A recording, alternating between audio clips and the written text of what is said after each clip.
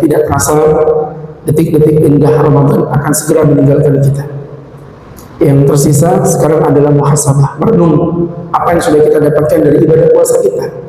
Gini Pak, ya, obat itu rasanya pahit atau manis Pak?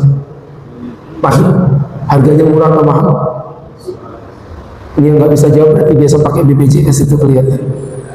Harga itu murah atau mahal Pak obat Pak? Mahal. Udah pahit, mahal. Orang belinya ngantri lagi Pak. Kok mau coba? Mega cuan itu. Orang ngantri wajar karena murah, enak. Nah ini udah pahit, mahal, ngantri lagi. Kenapa orang mau beli?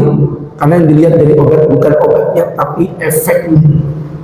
Kenapa kita mau berkorban di bulan Ramadan? Gak makan sebulan penuh, bahkan tidak menyentuh istri pada saat di siang hari, yang itu halal buat kita. Kenapa? Teman-teman jawabannya simpel sekali. Karena yang dilihat dari puasa bukan puasanya, tapi efeknya. Efek apa yang sudah kita dapatkan dari puasa ini? Teman-teman yang berbahagia, ayo kita bermuhasabah.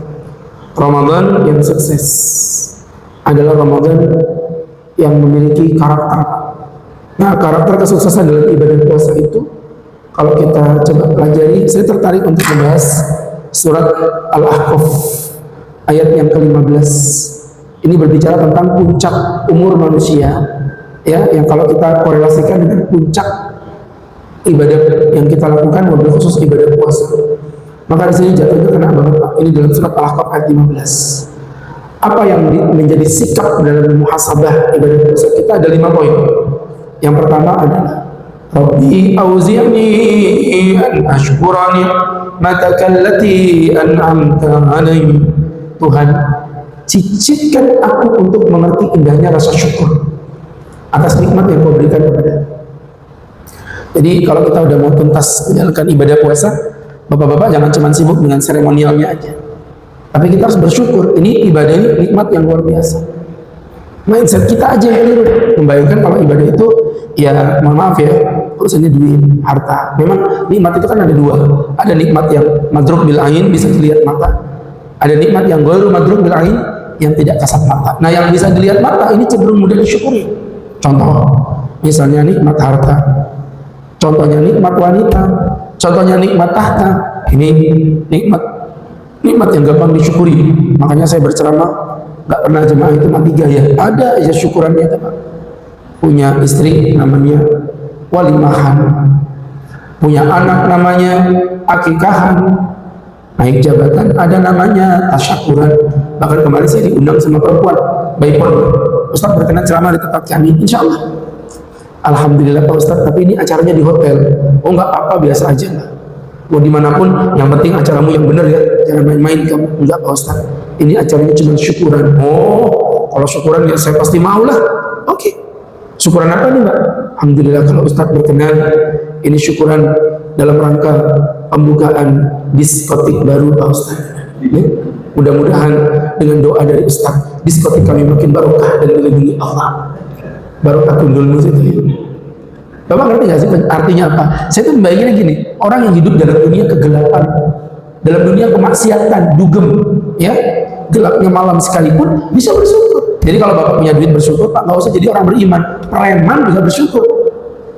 Ya, tapi ada nikmat yang tidak kasat mata. Ini yang jarang kita syukuri, dan salah satunya contohnya nikmat persaudaraan, keimanan, ketenangan. Ini kayak Bapak merasakan ketenangan di bulan Ramadan, nikmat. Saya kemarin ketemu dengan salah satu ustadz dari Jepang, namanya Ustadz Sugimoto. Beliau datang ke Balikpapan kemarin, ngobrol-ngobrol, cerita negara dengan income paling besar se-Asia itu kata beliau ada di Jepang. Tapi kasus bunuh diri paling tinggi di Asia itu ada di Jepang. Aneh kan? Harusnya Pak, logikanya paling banyak bunuh diri itu ada di Indonesia, harusnya. Tapi ternyata orang Indonesia bahagia karena kita orang beriman. Orang Jepang walaupun duitnya banyak, mereka banyak bunuh diri. Loh, mereka cerita itu penyakit paling tinggi itu apa tak? Insomnia. Yang susah tidur itu betul insomnia Pak. Gak bisa tidur Pak Ustaz. Pikirannya kemana-mana, target dunianya. Sedangkan jadi mereka terus berobat ke dokter, dan itu biayanya cukup mahal. Orang Islam, Masya Allah, kalau mau tidur nggak perlu beli obat, cukup cari sholat Jumatan yang khotibnya tua. Ini kayak jadi tidur semua, ini nikmatnya luar biasa. Sedangkan saya nggak marah Pak ya, saya biarin aja. Bapak menikmati indahnya Islam itu ya. Jadi teman-teman yang berbahagia, salah satu nikmat yang tidak kasat mata tadi ya nikmat ibadah. Nih yang Bapak rasakan sampai di hari ke-30 Pak. Ya kita masih bisa beribadah dengan indah. Ya teman-teman nantikan detik-detik menjelang datangnya Idul Fitri yang akan tiba malam hari ini. Walaupun tadi saya ngobrol-ngobrol dengan ketua DMI Selatan tadi mulai saya di Masjid Al Amin Auri di Balikpapan ada yang lebaran hari ini Pak ternyata Pak. Ya di Sepinggan di daerah Telaga Sari itu, Telaga Mas di daerah Sepinggan itu. Jadi masya Allah teman-teman yang berbahagia, ala kulli hal ya. Dan alhamdulillah ketepatan NU Muhammadiyah pemerintah dalam hal ini sama menyatukan tanggal 31. Jadi udah clear, besok kita melaksanakan lebaran per malam ini tentunya. Baik teman-teman yang berbahagia, ini anugerah. Nah yang model begini kita syukuri Pak. Harapannya cuma dua, Ramadan kita yang kemarin diterima Allah, dijumpakan lagi kita dengan Ramadan di tahun berikutnya. Nah maka kita bersyukur ya, maka syukur itu pangkal kebahagiaan. Tidak ada seni yang lebih indah dalam membahagiakan diri dibandingkan dengan mensyukuri diri, dan tidak ada syukur yang lebih indah dibandingkan dengan tidak membandingkan diri kita kepada orang lain. Bapak kalau membandingkan diri Bapak dengan orang lain, jadi Bapak menderita. Serius Pak. Wala tatamannaw ma faddalallahu ba'dukum 'ala ba'd. Jangan kau bandingkan dirimu dengan orang lain. Bapak pernah dengar Buya Yahya? Baik, kita lanjutkan saja. Kemudian berikutnya, saya tuh paling malas nanyain orang terus gini. Bapak tuh jawab gitu loh Pak. Ya, biasanya ada teh hangatnya di sini soalnya. Ini hari ini nggak ada. Iya kan puasa nggak boleh minum. Tapi dibungkus bawa pulang kan nggak apa-apa sebenarnya. Jangan mengurangi haknya manusia. Saya ulangi lagi Pak. Bapak kenal Buya Yahya? Pernah dengar nama Buya Yahya? Beliau itu kakak kelas 4 tingkat saya.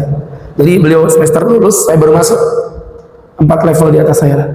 Nah cuman waktu itu ketepatan saya beruntung bisa sekamar sama beliau. Makan kita senampan bareng. Ya, bahkan saya sakit beliau nganterin saya. Istri beliau itu si Virus itu teman dekat saya di pondok pesantren. Jadi memang apa sesirkel gitu jatuhnya. Nah teman-teman tapi lihat beliau sekarang masya Allah. Pesantren Al-Bahjah itu luar biasa, cabangnya ada puluhan, bahkan hampir ratusan itu. Se-Indonesia. YouTube beliau tuh subscribernya udah hampir 10 juta itu. Luar biasa. Murid beliau anak-anak muda. Kreativitas level tinggi, beliau ceramah dipancing pertanyaan, keluar jawaban dipotong-potong, di-share. Viral, terkenal, beliau punya popularitas. Muridnya anak muda yang kreatif. Sedangkan murid saya, ya kayak gini. Kai-kai, ngantuk gitu. Jangan kan nyuting Ustaz, mukanya jangan saya enggak ya. Jadi teman-teman yang berbahagia, Anda juga nyuting pakai HP tidak profesional ya. Jadi teman-teman yang dimuliakan Allah Subhanahu wa taala.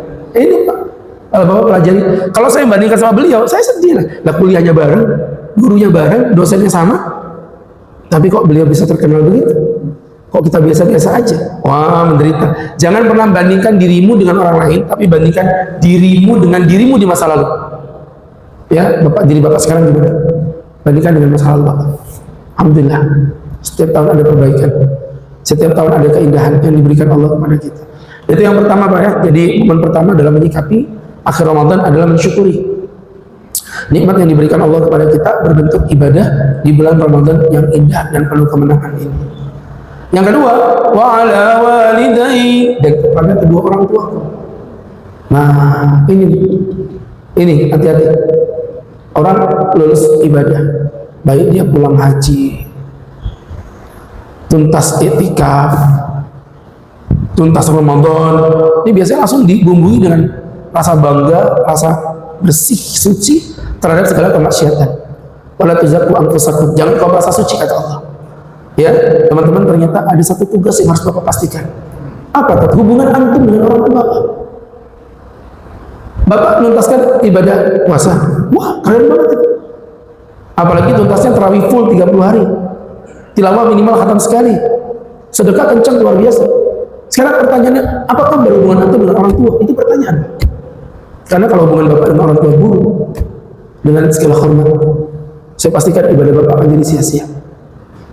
Bahkan Allah mensejajarkan dalam ketauhidan kepada Allah, sebagaimana tauhid menjadi syarat diterimanya amal ibadah, maka hubungan baik pada orang tua menjadi syarat setelah tauhid untuk diterimanya amal ibadah. Wa qadha rabbuka alla ta'budu illa iyyah. Dan Allah telah menetapkan, bahkan bukan Allah bukan memerintahkan enggak, tapi menetapkan. Apa tahu menetapkan? Ini sudah ditetapkan sama Allah. Ibaratnya kalau dalam undang-undang kita pengajuan jaksa belum ketetapan, hanya pengajuan. Bahkan ketetapan hakim pengadilan negeri ya belum berkekuatan ingkrah sampai ditetapkan oleh pengadilan hakim Mahkamah Agung baru ingkrah. Nah, qadha itu begitu, sudah ditetapkan sama Allah. Wa qadha rabbuka alla ta'budu illa iyyah. Jangan pernah kamu menyembah kepada Tuhan selain Allah. Wa bil walidaini ihsana. Setelah tauhid baru Allah ngomong, dan kepada kedua orang tuamu hendaklah engkau berbuat baik dan berbuat baik. Teman-teman yang dimuliakan Allah Subhanahu wa taala, ini tentu menjadi pembelajaran untuk kita bersama orang tua, Pak ya. Walaupun orang tua kita bisa jadi salah, Bapak tetap wajib lupa untuk menaati perintah orang tua, walaupun salah, selama kesalahannya tidak bertentangan dengan syariat.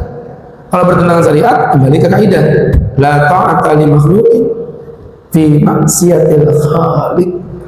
Tidak ada ketaatan pada makhluk jika bermaksiat kepada Sang Pencipta. Ya, teman-teman, misalnya orang tuanya suruh, nak tinggalkan sholat, tidak ibu.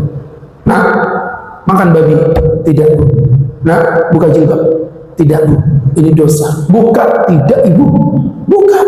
Kamu kan laki-laki. Astagfirullahaladzim. Ternyata khilaf dia, Pak ya. Jadi teman-teman yang berbahagia, yang dimuliakan Allah. Nah, paham maksudnya? Jadi teman-teman yang berbahagia, kalau perintah orang tua bertentangan syariat, nggak bisa. Ya, jadi kata Nabi Muhammad SAW, la ta'ata li makhluqin fi maksiatil khaliq. Ya, tidak ada ketaatan pada makhluk jika bermaksiat kepada Sang Pencipta. Kebalik ya, tidak ada ketaatan kepada makhluk jika bermaksiat kepada Sang Khaliq, Sang Pencipta. Itu poin itu ya. Yaitu contohnya yang salah, tapi kita wajib ikuti, Pak Ustaz.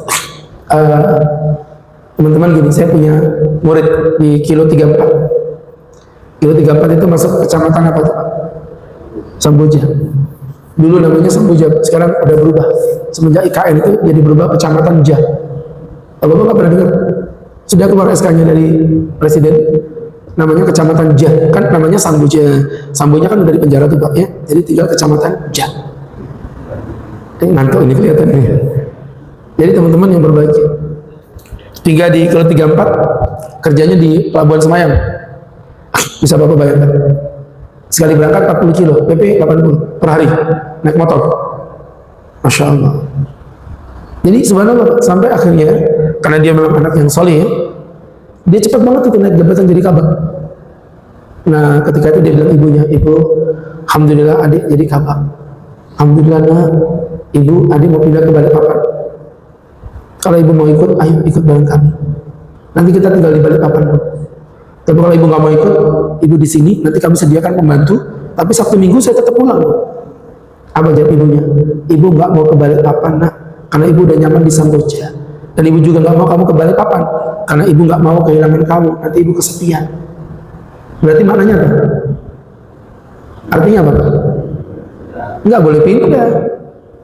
Istrinya yang tadinya udah gembira dengan kabar pindah ke Balikpapan, udah ngebayangin makan jagung bakar di Melawai, coto Makassar di belakang Landasan, ikan bakar di belakang Pandansari, salami bakar di belakang Taman 3 Generasi. Iya, kenapa jadi wisata kuliner begini, Pak? Ya, sudah ngebayangin enaknya tinggal di Balikpapan. Ya Allah, dengan kabar begitu marahnya.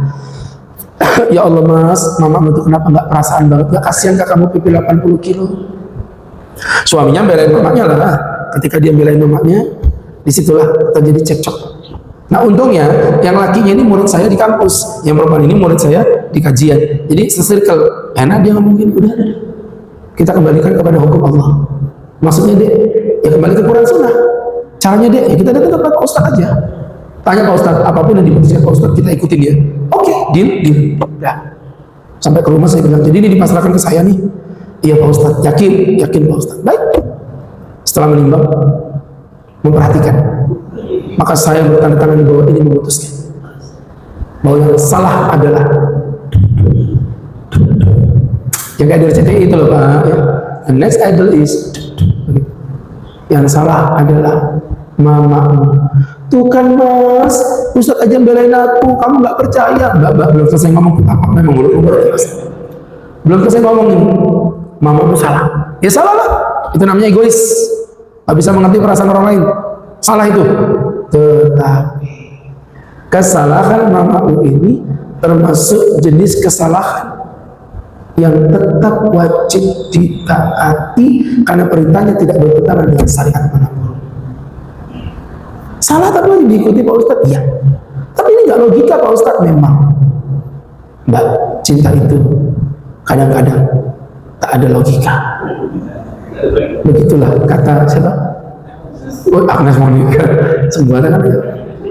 Jadi teman-teman yang dimuliakan Allah Subhanahu wa ta'ala, ini menjadi pembelajaran untuk kita bersama teman-teman yang dimuliakan Allah. Maka ala kulli hal ini jadi pelajaran ya untuk kita bersama bahwa hubungan pada orang tua ini bahaya Pak.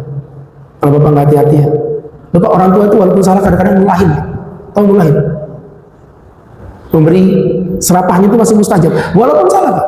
Pak, saya pernah ketemu perempuan ditinggal ibunya dari kecil umur 2 bulan.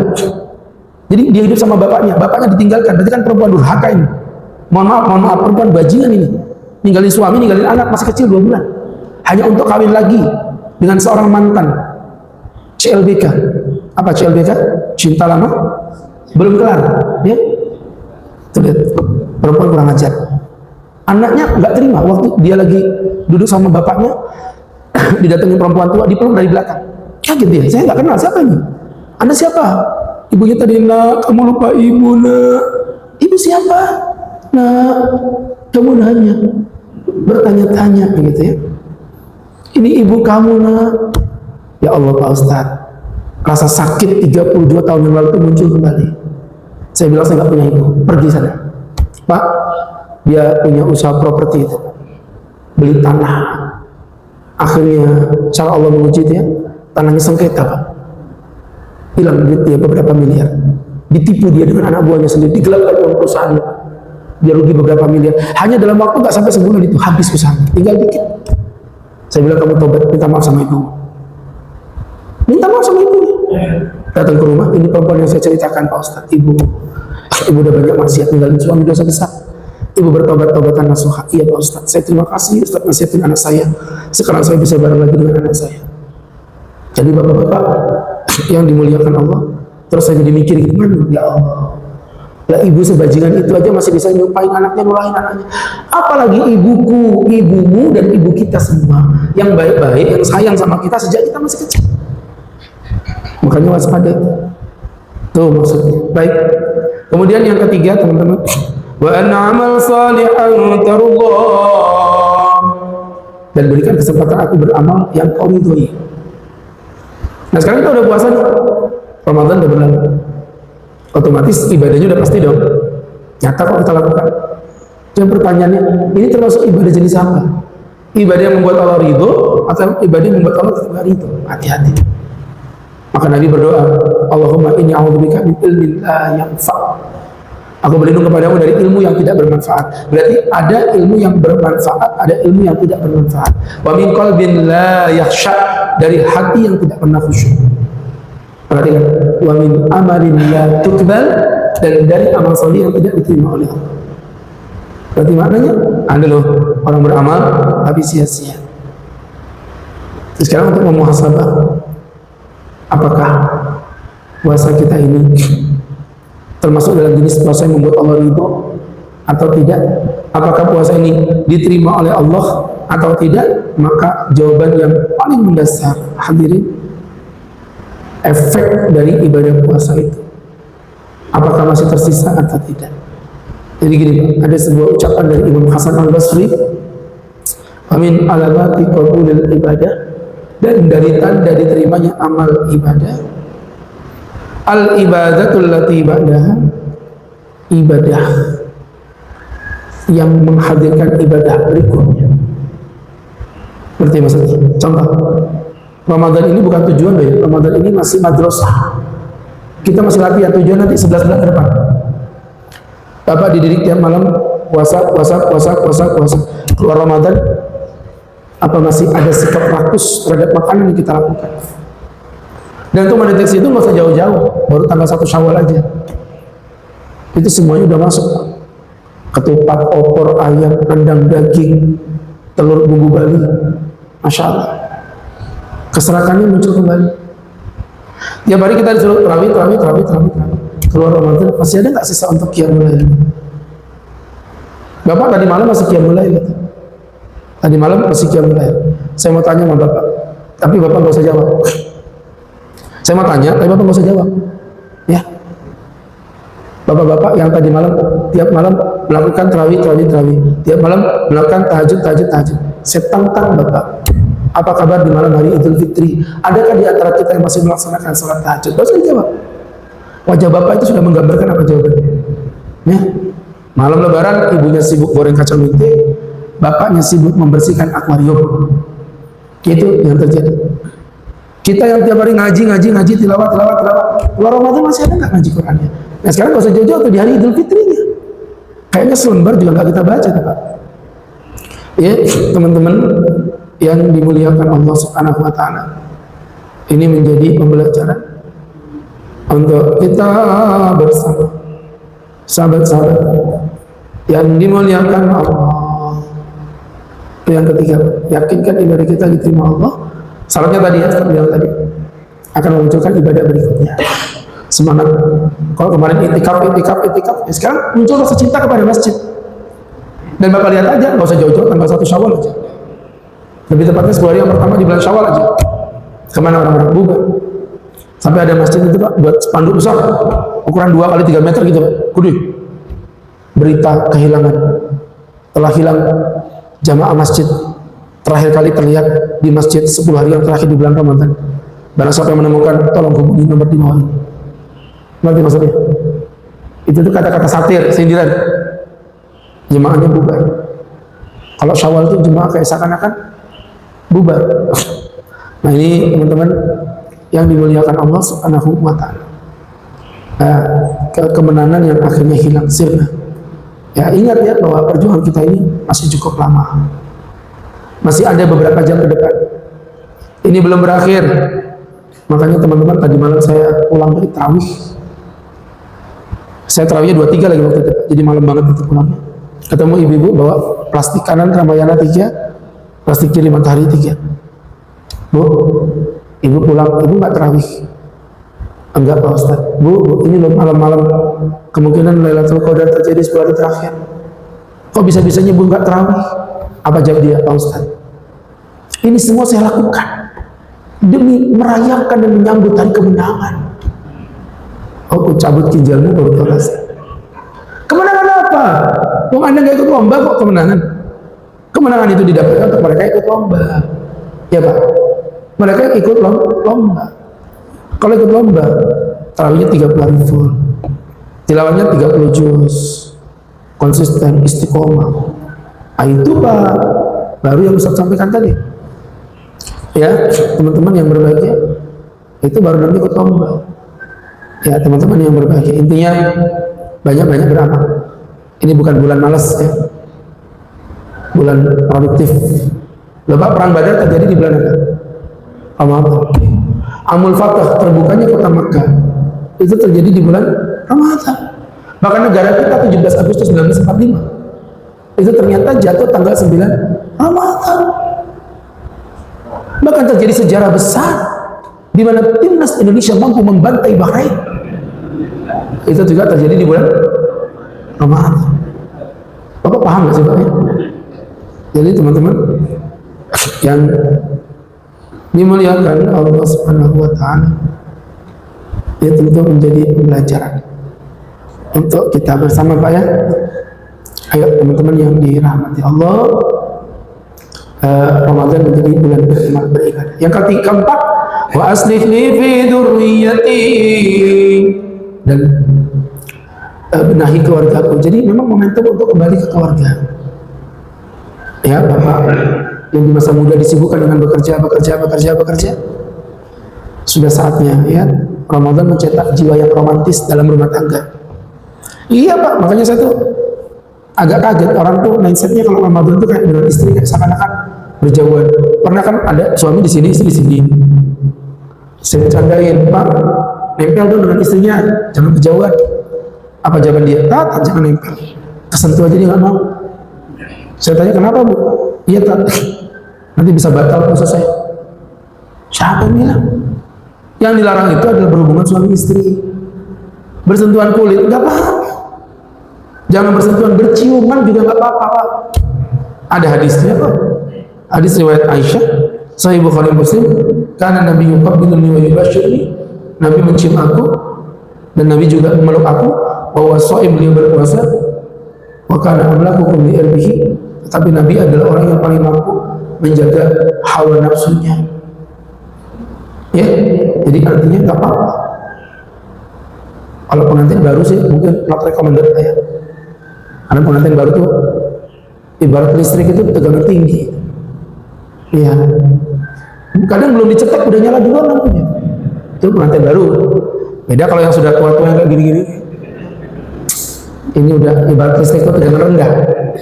Jangan dicetak Pak, dicolok aja nyala-nyala. Jadi teman-teman, oh jangan salah Pak Ustaz, ini kami minum tongkat Ali nih.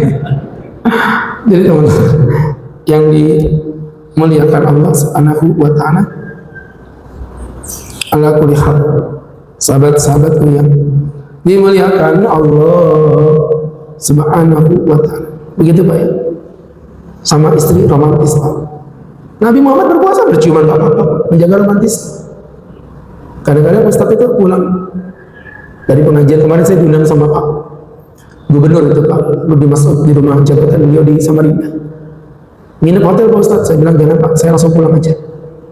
Karena subuh saya ada kajian. Langsung pulang, ya sampai rumah itu saya jam 2:30 gitu. Baru nyampe rumah, istri nungguin. Saya menghargai efek Ramadan yang muncul. Ini apa nih? Kamu lihat di atas langit itu nggak ada bintang. Ya kan mendung Nabi, enggak, bintangnya ngumpul di matamu.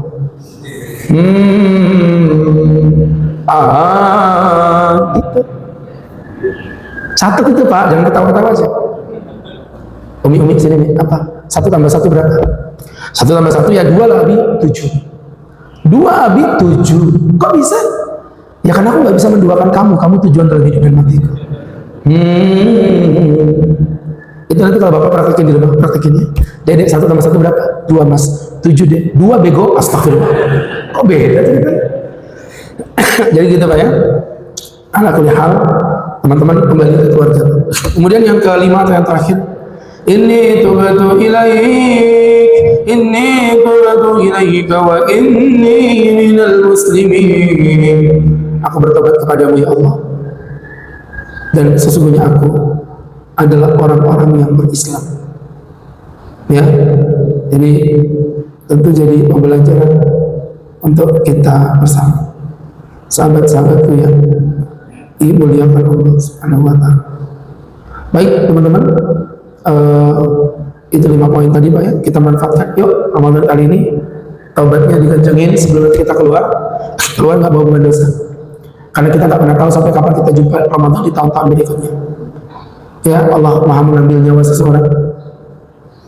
Yang muda nggak ada jaminan hidup lama, yang tua nggak ada jaminan cepat mati. Di sini mungkin ada di antara bapak-bapak yang umurnya lebih tua dari saya.